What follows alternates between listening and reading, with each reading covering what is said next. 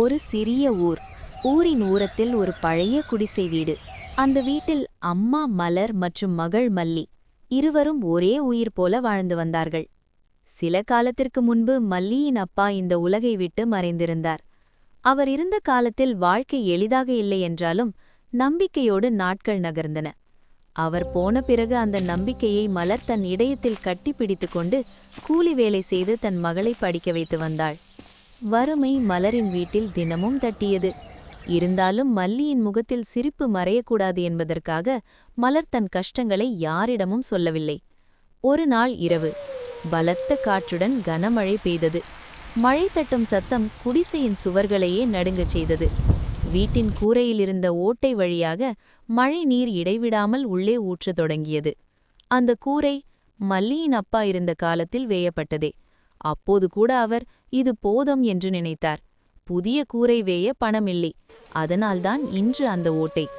மழை நீர் வீட்டுக்குள்ளோட குளிர் இருவரையும் நடுங்கச் செய்தது. மல்லி பயந்து அம்மாவின் கையை இறுக்கமாக பிடித்துக்கொண்டு அழுதாள். அம்மா, எனக்கு ரொம்ப பயமா இருக்கு. இப்படியே மழை நீர் வீட்டுக்குள்ள வந்தா வீடு முழுசா தண்ணீர் ஆகிடுமே. நாம எங்க போவோம் அம்மா? மலர் தன் பயத்தையெல்லாம் உள்ளே புதைத்து வைத்து மகளை அணைத்து கொண்டாள். என்ன பண்ண முடியும் மல்லி? நான் ஒத்தையா இருக்கேன். தினமும் வேலைக்கு போனாதான் சாப்பாடு கிடைக்குது. சாப்பாட்டுக்கே தீர்ந்து போகிற காசுல என்ன செய்ய முடியும்? ஆனா உனக்கு நான் இருக்கேன். நீ எதையும் நினைக்காம என் மடியில் படுத்து தூங்கு. மல்லி அம்மாவின் மார்பில் முகம் புதைத்து கொண்டு அழுகையோடு தூங்கி போனாள். மலரும் தன் மகளை அணைத்தபடியே தூங்கினாள். சில நேரம் கழித்து மழை நின்றது. அந்த அமைதிக்குள் கூரையின் ஓட்டை வழியே ஒரு ஆண் உருவம் மெதுவாக இறங்கியது. அவன் அம்மாவையும் மகளையும் பார்த்தான். அவர்களின் நடுக்கம், அவர்களின் வறுமை எல்லாம் பார்த்து அவனின் கண்களில் கண்ணீர் வழிந்தது. அவன் வேறு யாருமில்லை, மல்லியின் அப்பா. அவருக்கு கூரை வேவது நன்றாக தெரியும். அருகிலிருந்த காட்டிலிருந்து சாறுகளையும் இலைகளையும் கொண்டு வந்து அவர்கள் தூங்கிக் கொண்டிருக்கும் போதே உடைந்த கூரையை மெதுவாக வேய்ந்து முடித்தார். இனி உங்களை நான் கஷ்டப்பட விடமாட்டேன் என்று மெதுவாக சொல்லி வானில் கரைந்து மறைந்தார். விடிந்தது. சூரியன் எழுந்தது. சூரிய ஒளியில் அந்த குடிசையின் கூரை மின்னியது.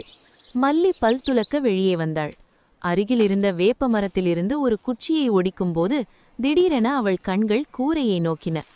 அம்மா என்று உற்சாகமாக உள்ளே ஓடி, கூரை கூரை புதுசா இருக்கு அம்மா என்று சொல்லி அழைத்தாள். மலர் வெளியே வந்து பார்த்தவுடன் அதிர்ச்சி, பரவசம், கண்களில் கண்ணீர். இது நம்ம கணவர் வேய்ந்த கூரை மாதிரியே இருக்கு என்று மெதுவாக சொன்னாள். பிறகு மகளின் தலையை தடவி, நம்மை காக்கும் காவல் தெய்வம் நம்மிடம் வந்துவிட்டது. இனி நமக்கு கஷ்டம் இருக்காது என்றாள். மல்லி நிம்மதியாக ஸ்கூல் போக ரெடியானாள். தட்டிலிருந்த 2 இட்லி சாப்பிட்டு ஸ்கூல் பேக் மாட்டிக்கொண்டு பள்ளிக்குச் சென்றாள். மலரும் நிம்மதியுடன் வயல் வேலைக்கு புறப்பட்டாள்.